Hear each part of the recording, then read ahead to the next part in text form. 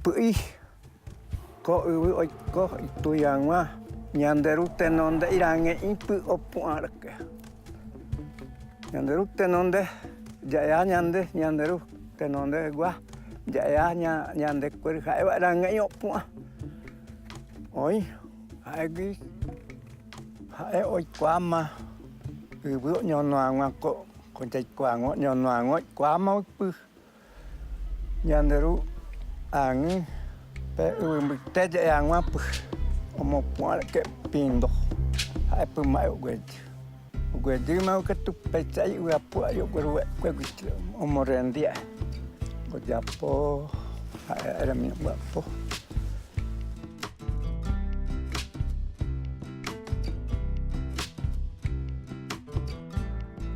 Dentro de la cosmología guaraní, la selva está poblada de espíritus.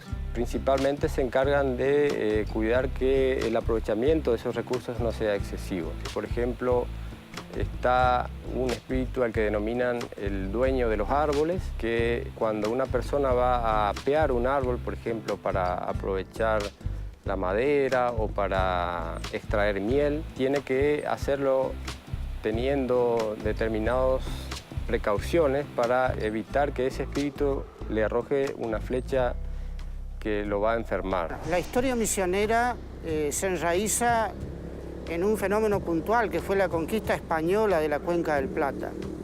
De hecho, la presencia hispánica se marca en esta región con la fundación de la ciudad de Asunción y la ciudad de Corrientes. En medio de esta situación de ocupación territorial por parte de estas dos potencias europeas del siglo XVI, que fueron España y Portugal, se encontraba un pueblo originario, el pueblo guaraní.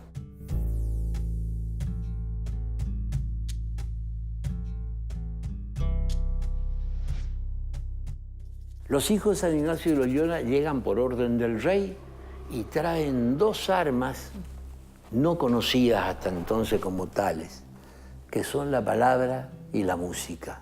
Ellos entran al alma mística del guaraní y se produce un proceso muy interesante. En primer lugar, el trazado de los pueblos. Las casas grandes, extensas, ahora divididas por adentro para fomentar la familia y la monogamia. La plaza, donde los guaraníes hacían sus danzas religiosas, y como una proyección de la danza religiosa, el templo. Son muchos años, ¿sí?, de gestión jesuítica. En esos años de gestión jesuítica surge un nuevo guaraní, que es el guaraní reduccional. Ese guaraní reduccional tiene hábitos urbanos, las jefaturas, los liderazgos se transmiten hereditariamente, ¿sí? Entonces, esto no es guaraní jesuítico, es un orden organizado por los jesuitas. De esa élite tenemos algunos que saben leer y escribir en guaraní, en castellano y en latín, ¿sí? Pensemos en un orden colonial donde lo que impera es el analfabetismo. Había una larga historia entre Portugal y las misiones. Los bandeirantes durante años se enriquecieron cazando indios que estaban todos juntos y se los llevaban para comerciar en el comercio de esclavos internacional. Entonces ahí se levantan todos los indios misioneros y se vienen a colocar frente a Artigas y a favor de Artigas, a disposición de Artigas. Es de pensar que entre ellos iba Andresito. Artigas ordena a Andresito tomar Corrientes. Andresito se enfrenta en lo que se llamó la batalla de Loma Cacatí. A pesar de ser derrotado en esta batalla, hace un gran rodeo a las tropas de Corrientes, entra por Saladas, destruye a las pequeñas fuerzas que estaban ahí y ocupa Corrientes. Y en un momento determinado, cuando tenía que bajar a encontrarse con Artigas en el paso de Itacurubí, lo espera una emboscada muy importante de Abreu, nuevamente el coronel Abreu, y lo derrota. Cuando él está haciendo una jangada con unos indios para cruzar el río Uruguay, porque él da la orden de encontrarse nuevamente del otro lado, un sargento lo apunta con un grupo de soldados y lo llevan detenido.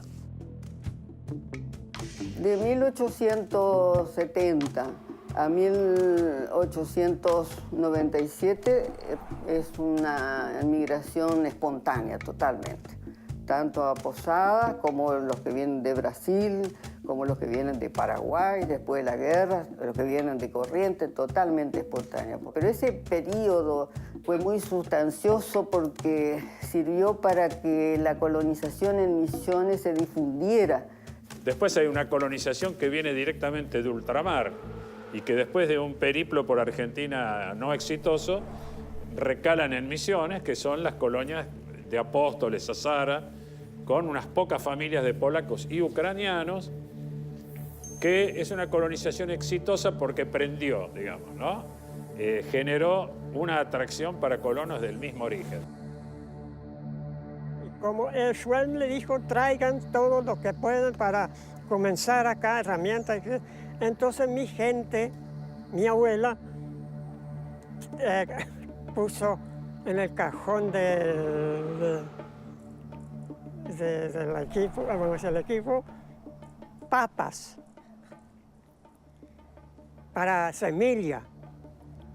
Y cuando llegaron a Buenos Aires, abrieron el cajón ese, ya salieron los brotos de las papas. ¿Y qué pasó? Y lo metió dentro de la ropa de cama, la sábana. Tuvieron que retirar todo esto porque estaba todo podrido. Es muy interesante señalar que la primera década del siglo XX coincide con los intentos de explotación de la yerba mate, o sea, la reproducción de la yerba mate, porque se estaban acabando los yerbales naturales. Por lo tanto, había que buscar el método, y en este sentido Carlos Thais es quien desempeñó un papel muy importante. Es el que ayudó, digamos, a poder reproducir esas plantitas de yerba. En 1905 comienza a plantarse, a obtenerse los primeros plantines en la zona de San Ignacio, y en 1911 va a ser la primera producción yerbatera.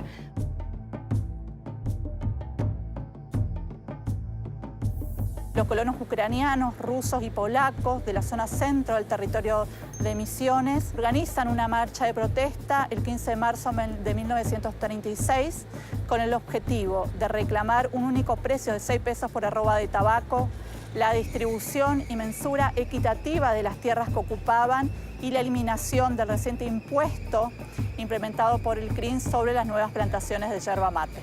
Por las características y la magnitud de la represión, seguramente existieron numerosos muertos. Teníamos las condiciones económicas, sociales, culturales, etc. Pero ¿qué pasa? El territorio dependía de la nación.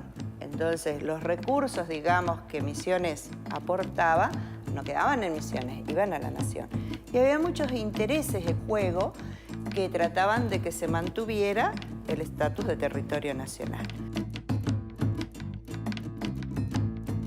El Partido Peronista, por ejemplo, irrumpe con fuerza en el momento en que, en el año 53, 54, cuando Misiones se convierte en provincia. Entonces, al convertirse en provincia, al cambiar de estatus, no solamente cambia de estatus honoríficamente, sino que cambia de estatus administrativamente. Cuando cae el peronismo en 1955, la Convención Constituyente va a tener otra integración, radicales, socialistas, demócratas, pero no el peronismo. El peronismo va a estar proscripto. En esa convención marca una acción muy importante de quien va a ser después el gobernador de la provincia de Misiones, que es don Mario Lozada. Mario Lozada va a sancionar la Constitución que nos rige hoy, con algunas modificaciones. Yo era responsable provincial del Movimiento Real Cristiano y me tocó a mí hablar con Monseñor Kemmerer, que era el obispo de la diócesis, para proponerle la formación de un gremio. Y grande fue mi sorpresa cuando Kemmerer me dijo que no había problemas.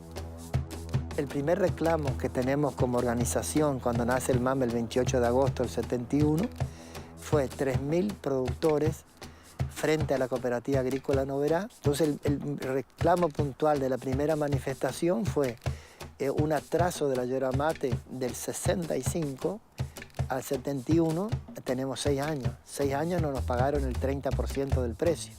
Veníamos de una serie de hechos, ¿no? Bueno, el asesinato de mi padre en diciembre del 72, la muerte de Irrazábal Leró el 30 de noviembre del año 73, a los 6 meses, el 1 de julio del 74, muerte de Perón, era como una sumatoria de hechos trágicos. La dictadura en Misiones impactó fuertemente sobre el movimiento agrario, sobre las ligas agrarias, sobre los estudiantes secundarios, que era la militancia se daba a través de la Unión de Estudiantes Secundarios. Teníamos que entender que era esto de que con vida lo llevaron y siguen hasta la actualidad en calidad de desaparecidos, ¿no? El cambio fundamental de Misiones frente al Mercosur fue un cambio de estado de ánimo. De pronto pasar de ser una provincia marginal a una provincia que tiene la posibilidad de convertirse en una parte del centro de una región donde la integración tiene la característica de que los pueblos están en contacto. Es interesante ver qué ir y venir que hay de los 3 pueblos y sobre todo los indígenas, que para ellos es todo lo mismo. No hay Paraguay, Argentina, Brasil. Para ellos todo esto acá es una tierra que Dios puso a disposición del ser humano sin fronteras. No hay fronteras.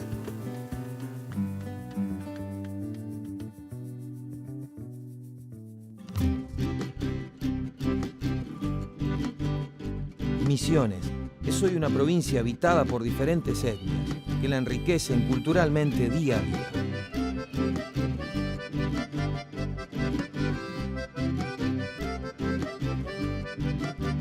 Su impactante naturaleza, como las cataratas del Iguazú, declaradas una de las maravillas del mundo y patrimonio de la humanidad.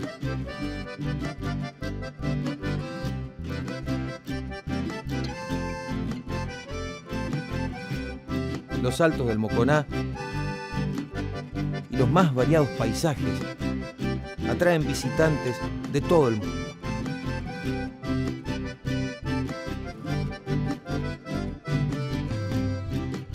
Profundizando en el camino de la integración como condición fundamental para su desarrollo, exhibe orgullosa sus ferias y mercados que ayudan a la inserción social y económica y augura la tan deseada soberanía alimentaria.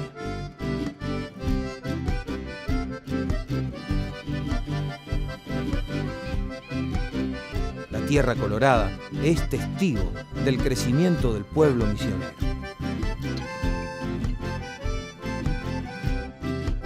Se ha hecho mucho a lo largo de su agitada historia y queda mucho por hacer.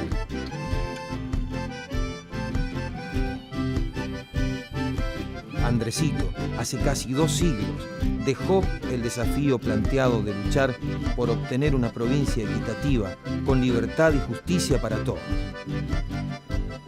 Hoy podemos ver a un pueblo en marcha, dispuesto a aceptar ese compromiso.